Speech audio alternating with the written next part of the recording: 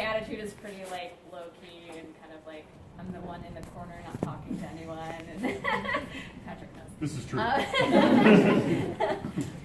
But yeah, she was really cool, and I got to basically use like not a perky high pitched voice, which is I feel like what I get cast as the most, which is fun. Like I like playing characters that aren't like me, but yeah, I don't get to play characters like Maki too often, so it was really cool that I got to play the really chill, like I hate you kind of person.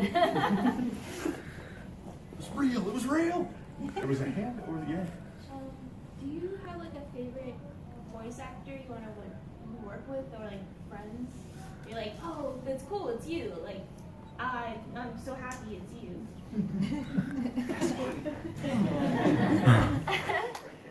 Yeah, it is always fun working together, getting to work on stuff. Whether it's like actor-director dynamic or just being in the same show in general. Or getting to write what you say and vice versa. Vice versa. I can read your scripts, I'm so proud. You wrote the words. And they fit the flap. Yeah, I was always, when we were working on Apocrypha, I'd always ask him, like, are the scripts okay? Are they fine? Is it fine? Senpai, please! Please, give this to me!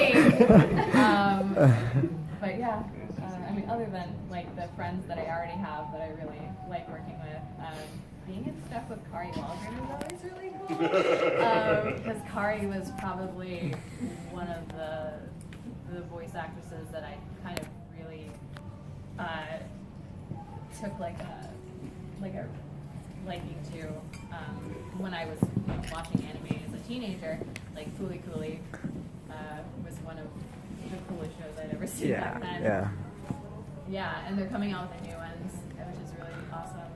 But I got to be in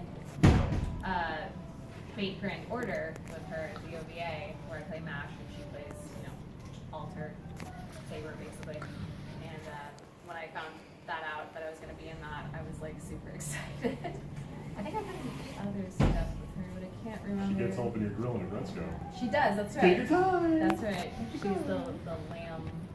Take your time. Yeah. Like a lamb shopkeeper. But yeah, just I admire her so much, so I really like when I get the chance to indirectly act alongside her. A lot of the people you work with are really good. Mm-hmm. And a lot of them are your friends. It's cool getting to see your friends be good at it for you. It's a neat job like that. You can just, either acting alongside them or directing them or reading the stuff they wrote. It's neat getting to see people in sort of their, best, most proficient selves.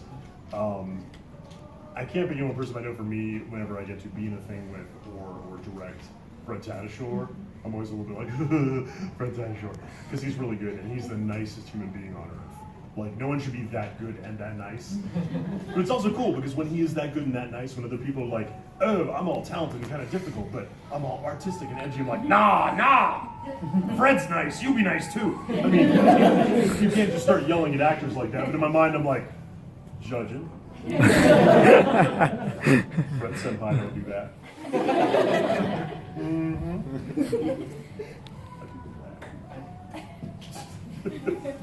Yes. How would you recommend one get into the journey into voiceover or voice acting? Kind of sort of touched on that a little bit. I mean, As far as like the acting, like act community theater, read out loud, just to kind of like, and record yourself too, just to kind of like hear what you sound like. Because some people, they'll record themselves and be like, oh, I hate the way I sound. You kind of have to get over that, if you're going to become a voice actor. Because I meet so many people at conventions who are like, I want to be a voice actor, but I hate the way I sound. I'm like, well, about that. I don't know what to tell you. And don't worry about impressions. Yeah. So many people are like, I do a great SpongeBob. So does SpongeBob. Like, now there is the realm. I got to do something recently of like, hey, Seth Rogen. We're trying to do a broadcast edit version of a Seth Rogen movie. Come in and do his pickups. Okay, cool. But for the most part, like, don't worry about impersonating other cartoon characters because they already have people that do that. And even if they can't get that person, they're going to go with someone they've already been working with for 15 years who can do an impression.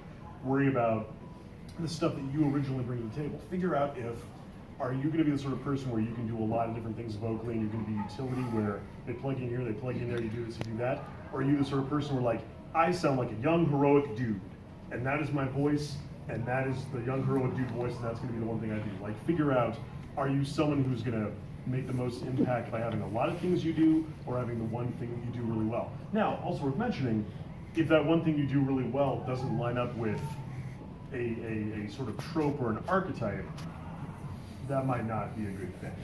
Like, the one thing you do really well only works if they're like, there's this one thing that shows up in every show. He's like 15 and male and saving the world with his friends. Like, you know, if you can hit that note, whee, off you go.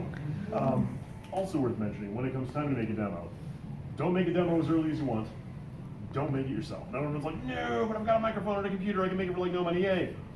You can, but the people, whether it be agents, whether it be directors, whether it be casting directors, whoever you're sending a demo to, they're getting too many demos from people. They're looking, and this is some bullshit, but it's true, they're looking for any reason to say no, just to save themselves. It's like people reading scripts. A script reader, they've got a stack this high of film scripts. If they get it and they look at it, the format's all wonky and it's stapled together and it's got like, you know, it's on like Hello Kitty stationery, they're gonna be like, well, they don't know what they're doing. They could be the best script on earth, ideal-wise, but they're gonna chuck it because it didn't present itself. Don't record your own demos. Spend the money to do a demo, because I guarantee you people that listen to this sort of stuff all day are gonna be like, yeah, that's recorded in their bathroom. That blew out. That was too hot. That's echoey. They did this in the bathroom. I'm done. Like, I feel like there's a scale of like people that'll be like, oh no, but I like their voice, I want to keep playing, or people that are like, nope, done. So don't shoot yourself in the foot, because a lot of times you're gonna get that one chance to have someone listen to your stuff. Don't be like, well, here's my thing now, and later when I have a real one, I'll send it to them then, because they might remember it from before and be like, oh, that guy? Whoo, bathroom demo. Yeah, no, not so much. Not to be doom and gloom. Fix what I just said. I feel like I just was all pessimistic. I don't know. Be optimistic. This is true, I know, right? though. It's true. Me optimism? I know. Acting. Acting. Oh, yay. Yeah, I mean, I don't know. It's hard to say. I don't know. I'm so bad at giving advice. Because I feel like I should have. Any advice that I give, I feel like I should have listened to when I was first starting out. It's not too late though. You can always take more acting classes, like I said earlier. Focus on acting, not the voice. You know, typical things you'll hear from anyone, really. And realize it's tough to get a foot in the door, because as much as everyone rolls their eyes and like, oh, it's the same people reading the same thing they usually do, like, that happens. There is safe casting out there. But the reason they're safe casting is because they know they're going to bring in the person, they're going to knock the thing out because it's that thing they've done 100 times before, they're going to get done early, and everyone gets a long lunch. Like, that's why you hear the same voices, sometimes to the point of ad nauseum and stuff, because they're a known quantity. It's really tough. You really have to show them something special to have people take a chance on money. And that's what it is, it's time and money. Because if they get you for 4 hours, and it doesn't work out, they still have to pay you, and they've lost that time, and now they need to find extra time and other opportunities someone else to redo it. And it happens on stuff, but you always feel like, oh God, now we have to make that up. What do we do? We're already behind.